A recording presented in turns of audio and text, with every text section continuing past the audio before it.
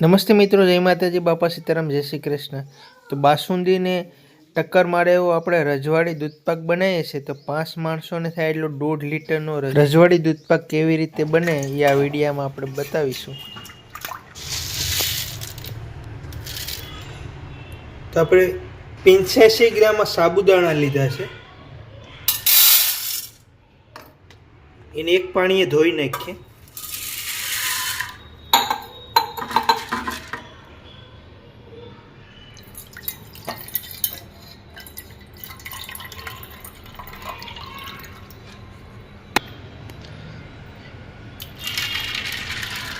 એને પલાળી દે છે 1 કલાક માટે।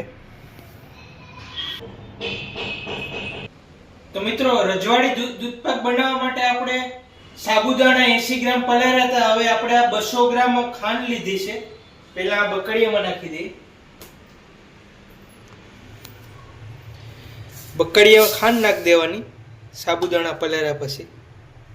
ગેસ ચાલુ કરી દીધો છે અને થોડું પાણી નાખી દે, પકાવી દે। થોડીક ગોલ્ડન થાય ત્યાં સુધી પકાવીએ, પછી એમાં દૂધ ને સાબુદાણા નાખી દઈએ છે, એટલે રજવાડી દૂધપાક તૈયાર થાય। આપણે ખાંડ ઓગળી ગઈ છે અને આપણે ગોલ્ડન કલર થાય ત્યાં સુધી સાહણી ભરશું। સાહણી જાડી થવા માંડી ગઈ છે, હજી ધીમા ગેસ ઉપર પકાવીશું। 8-10 દાણા એલચી લીધા છે અને 2-3 નાના નાના જાયફળના ટુકડા લીધા છે। થોડી 2 ચમચ ખાંડ નાખીને એનો પાવડર કરી નાખશું। એલચી જાયફળનો દૂધપાકમાં નાખવાનો મસાલો તૈયાર થઈ ગયો છે।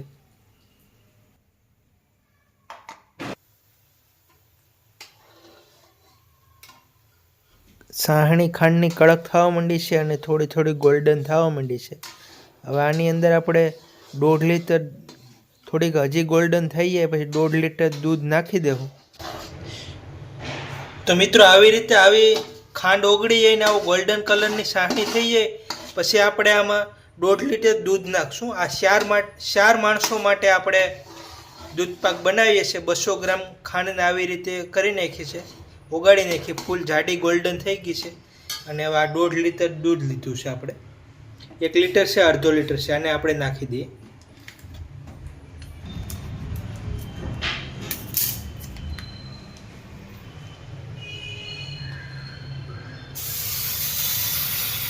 તો ધીમે ધીમે આપણે સાહણીમાં નાખવાનું।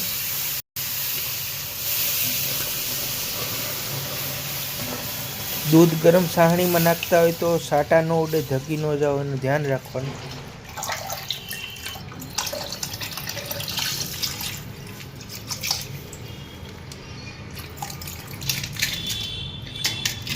તો આપણે ખાંડની સાહણી છે એ જામી ગઈ છે, આવી થઈ ગઈ છે। હવે આપણે પાછું દૂધને ગરમ કરશું એટલે ઓગળી જાય અને દૂધ ગોલ્ડન કલરનું થઈ જાય।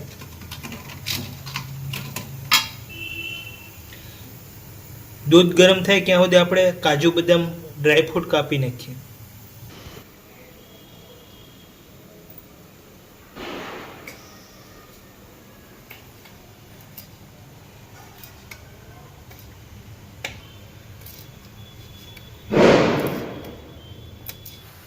હજી ખાંડની છાણણી જામી ગઈ છે, દૂધ ગરમ થાય એટલે ધીમે ધીમે ઓગળી જાય। રજવાડી દૂધપાકમાં નાખવા માટે આપણે 30 ગ્રામ જેટલા કાજુનું કટિંગ કર્યું છે અને 30 ગ્રામ જેટલા બદામનું કટિંગ કર્યું છે। તો આવી રીતે ટુકડા કરીને નાખી દે અને 30 ગ્રામ ખિસમિસ નાખી દે। આપણી સાહણી બધી ઓગળી ગઈ છે, ઉફાણો આવી ગયો છે અને દૂધ થોડું ગોલ્ડન કલરનું થઈ ગયું છે। હવે 1.5 લીટર દૂધ છે એમાં આપણે અડધો લીટર બારી નાખવાનું છે, 1 લીટર રહેવા દેવાનું છે।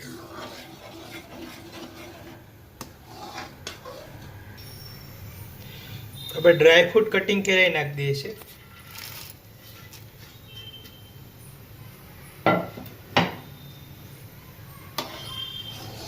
ધીમા ગેસ ઉપર દૂધપાકને પાકવા દેવાનો, ગેસ ધીમો રાખવાનો।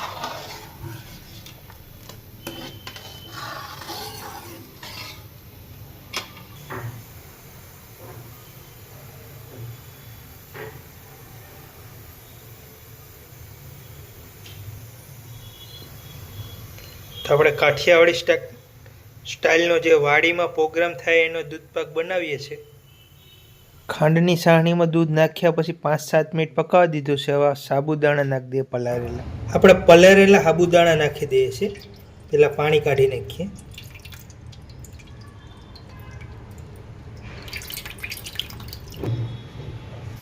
$80 પલાળેલા સાબુદાણા નાખી દઈએ છીએ. સાબુદાણાને આપણે 5-7 મિનિટ પકાવીએ ધીમા ગેસ ઉપર.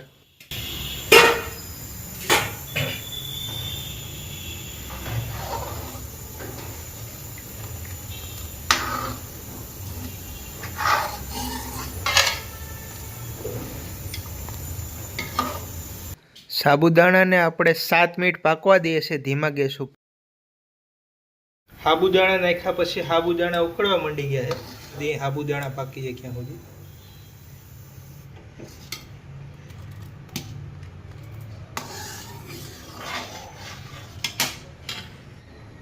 પાંચ મિનિટ થઈ ગઈ છે.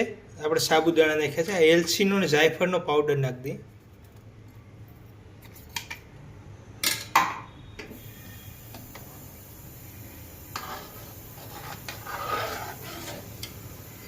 હવે 3 મિનિટ પકાવી દઈએ એટલે આપણો સાબુદાણાનો રજવાડી દૂધપાક તૈયાર. સાબુદાણા પાકી ગયા છે. કલર એકદમ ગોલ્ડન મસ્ત આવી ગયો છે. પછી આને ઠરવા દેવાનો. ઠરીને ઠંડો થાય પછી ખાવાની મજા આવે પૂરી હારે. સાબુદાણાનો રજવાડી દૂધપાક તૈયાર થઈ ગયો છે. હવે આપણે ગેસ બંધ કરી દઈએ છીએ અને બનાવતા અડધી કલાક જેવો સમય થયો છે. એકદમ ગોલ્ડન કલર આવી ગયો છે. સાબુદાણા પાકી ગયા છે આપણે. અને આપણે ઠંડો થવા દેવાનો. ઠંડો થઈ જાય પછી સેજ ઘટ થાય પછી ખાવાની મજા આવશે. અને તમને ગરમ દૂધપાક ભાવતો હોય તો ગરમે ખાઈ શકો. શિયાળાની ઋતુમાં ગરમ ખાવાની મજા આવે.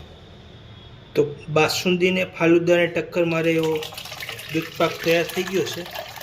આપણે હવે ઠંડો કરવા ફ્રીજમાં મૂકી દઈએ 2 કલાક. ફ્રીજમાં મૂકો તો ગરમ નહીં મૂકવાનો, ધવાડા નીકળતો હોય. પહેલાં થોડો પાણીમાં રાખીને પછી થોડો ઠંડો થાય પછી મૂકવાનો. 1 કલાક જેવું થઈ ગયું છે.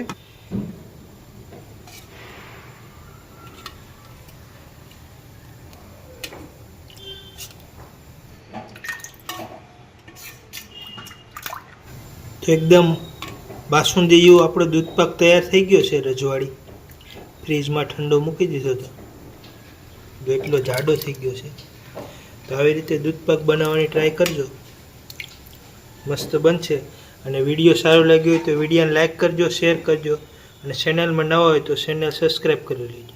મળીશું અગલા વિડીયોમાં. જય માતાજી, બાપા સીતારામ, જય શ્રી કૃષ્ણ.